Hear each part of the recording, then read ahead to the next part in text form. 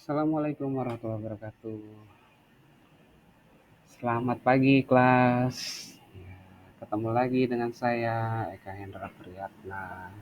Kali ini eh, saya akan eh, membawakan mata kuliah pemasaran digital. Ya, ketemu lagi karena kemarin kita sudah ketemu di mata kuliah sebelumnya adalah mata kuliah bisnis digital.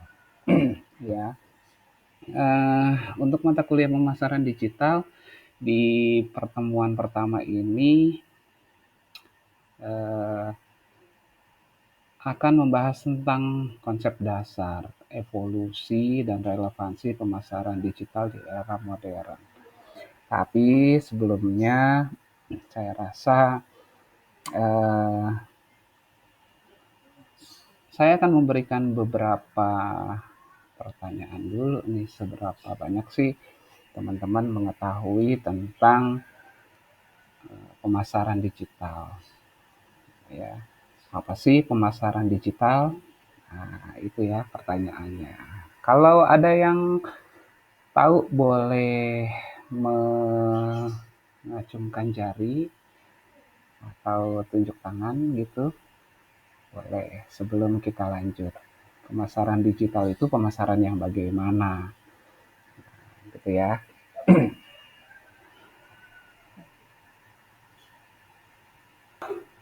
Oke, benar sekali ya. Pemasaran digital adalah jenis pemasaran yang ya, menggunakan media digital sebagai eh, alat gitu ya, sebagai alatnya.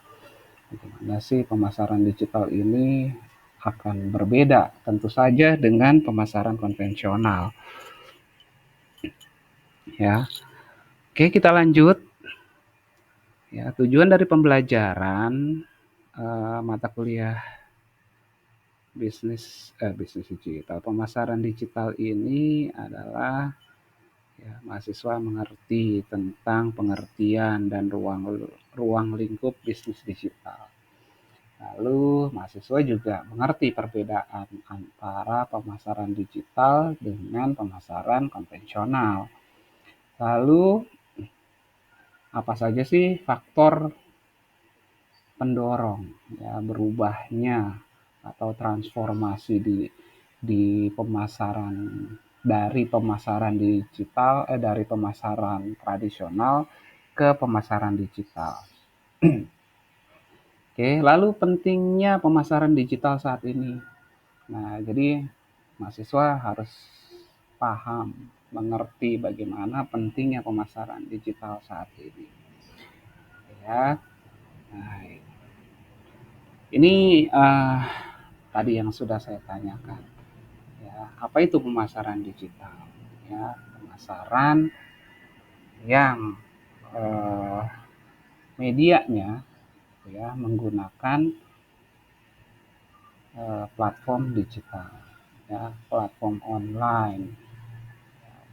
Jadi berbeda dengan pemasaran konvensional yang medianya masih menggunakan cara-cara tradisional, entah itu menawarkan produk yang kita kenal sebagai sales, ya, ataupun eh, menggunakan media-media cetak sebagai alatnya untuk memasarkan produk.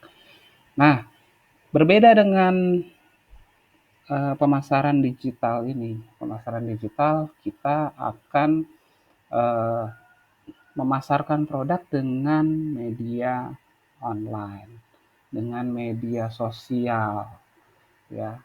Jadi kita bisa menawarkan produk dengan apa sih biasanya kita akan membuat video-video platform-platform iklan untuk menawarkan produk yang bisa kita upload di media sosial. Nah, sekarang ini memang banyak sekali eh, yang kita tahu ya platform-platform media sosial yang digunakan sebagai sarana untuk memasarkan produknya.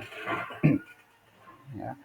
Kalau kita bisa lihat TikTok ini ya, teman-teman pasti punya akun TikTok lah semuanya. Ada beberapa juga yang main TikTok ya, suka joget-joget itu. Ya, saya punya juga sih, tapi hanya untuk mengawasi anak-anak ya. Kebetulan anak-anak main TikTok juga sih, jadi tugas saya untuk mengawasi aktivitas mereka gitu ya.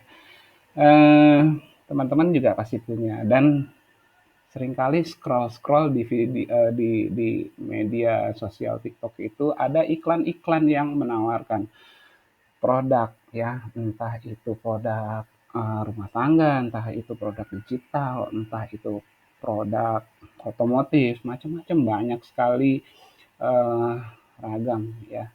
Karena memang ini sudah mulai berubah ya. Eh, Kebiasaan-kebiasaan konsumen sudah mulai berubah ya. Mungkin eh, puncaknya pada saat era COVID kemarin. Kalau di era COVID kemarin pemasar-pemasar ini tidak bisa bergerak kemana-mana, nggak boleh keluar untuk menawarkan produknya. Nah, mulailah mencari solusi bagaimana caranya mereka tetap bisa memasarkan produk agar produknya bisa tetap terjual dan punya omset perusahaannya. Jadi memanfaatkan media sosial sebagai alat untuk menawarkan produknya. Dibuatlah video-video interaktif yang menawarkan produk-produk. Ya, misalkan produk yang ditawarkan coklat, yang biasanya coklat ini coklat yang kiloan misalkan kayak gitu, yang biasanya ditawarkan di toko-toko, nah sementara tokonya tutup tidak bisa menjual produknya, mulailah pemasar-pemasar ini menawarkan produknya lewat video-video yang dibuat ya, video-video interaktif tentu saja dibuat menggunakan media digital. Ya, jadi mereka akan membuat video interaktif ditawarkan ke konsumen-konsumen. Ya, lalu diupload di TikTok. Nah, gitu ya. Ada juga beberapa mungkin yang jualan memasarkan produknya dengan sistem affiliate ini. Saat ini sedang trending ya, banyak sekali eh, masyarakat yang tertarik untuk menjadi TikTok affiliate ya. Orang teman-teman yang sudah punya banyak pengikut ya, banyak pengikutnya ini akan, saya rasa akan sangat mudah untuk eh, memasarkan produknya ya, affiliate yang memang banyak juga eh, apa yang ya istilahnya flexing-flexing lah ya, pendapatannya berapa sih perharinya, bahkan ada yang perharinya bisa sampai 5 juta, bisa ada yang 10 juta. Itu membuat kita juga mulai tertarik bagaimana sih eh, kita mencoba menghasilkan uang lewat TikTok affiliate. Nah, seperti itu ya. Jadi kita coba membuat video-video rekaman yang menawarkan produk, kita upload di media TikToknya, lalu eh, di sana disediakan juga media untuk berbelanjanya. Ada keranjang kuning guys, gitu ya. Silahkan diklik dan dipilih mau coklatnya yang ada kacangnya atau mau coklatnya saja atau tipe-tipe yang rasanya memang agak pahit, gitu ya. Seperti itu biasanya menawarkan, dan itu lumayan lumayan banyak lah ya, bisa menghasilkan uang. Ya, lanjut teman-teman, kenapa harus pemasaran digital? Kenapa pemasaran digital itu penting? Ya, pemasaran digital itu penting ya. Tadi kita sudah bahas sebelumnya kalau kebiasaan konsumen ini sudah beralih, yang tadinya senang berbelanja di pasar, mencari produk, dilihat sendiri produknya, dipegang produknya, ya. Kebiasaan konsumen ini sudah mulai bergeser, ya. Mereka sudah tidak ingin lagi, sudah tidak mau lagi berdesak-desak di pasar dengan orang yang banyak, ya hanya mau memilih mencari produknya di rumah dengan santai, nggak kepanasan, nggak gerah. Nah, inilah gitu ya. Eh, dan juga mudah sekali mengaksesnya gitu ya, dengan tersedianya jaringan internet di rumah atau di ponselnya masing-masing, mudah untuk mencari informasi atau mencari produk-produk yang dibutuhkan. Nah, mulai bergeser ya. Lalu apalagi media sosial nih penggunanya sangat tinggi, media sosial TikTok, media sosial Facebook, media sosial termasuk di YouTube ini luar biasa. Ya, penggunanya sangat banyak sekali di Indonesia. Ya, sekarang media TV juga sudah mulai ditinggalkan ya. Sudah mulai ditinggalkan, termasuk saya sendiri udah jarang nonton TV ya. Saya lebih banyak nonton-nonton video di YouTube untuk mencari informasi-informasi terbarunya dibandingkan dengan TV. Lalu ada analisis dan targetingnya lebih cepat. Kita bisa melihat respon daripada konsumen, berapa orang yang membelinya, ya, berapa orang yang suka terhadap produknya, berapa orang yang tidak suka terhadap produknya. Ini lebih cepat. Lalu ada efisiensi ya, dari segi waktu, dari segi biaya ya. Kita tahu kalau produk-produk yang dijual di media sosial ataupun dijual secara online ini harganya jauh lebih murah ya. Kenapa? Karena tidak ada biaya biaya biaya tambahan yang lainnya, sewa sewa toko, ya biaya perjalanan dan sebagainya ada. Hanya ada ongkos kirim saja dan itu pun murah. Kadang-kadang tokonya juga memberikan gratis ongkos kirim ya. Gratis ongkir katanya bahasanya anak-anak sekarang. Jadi eh, dari sisi waktu juga lebih cepat. Ya, 3 hari, 2 hari. Memang akan berbeda kalau kita beli produk di toko langsung, ya saat itu kita datang, eh, saat itu bisa kita pegang produknya, kita bisa bawa pulang, gitu ya. Tapi akan sedikit bermasalah kalau produknya hanya ada di pulau yang lain, misalkan, kayak gitu. Ya, kita harus berangkat ke sana, ini efisiensi waktunya luar biasa. Kalau berangkat ke Sumatera misalkan, udah ongkosnya naik pesawat, waktunya juga pulang pergi bisa 1 harian ya. Ini pasti akan memangkas dari sisi waktu dan biaya. Ya.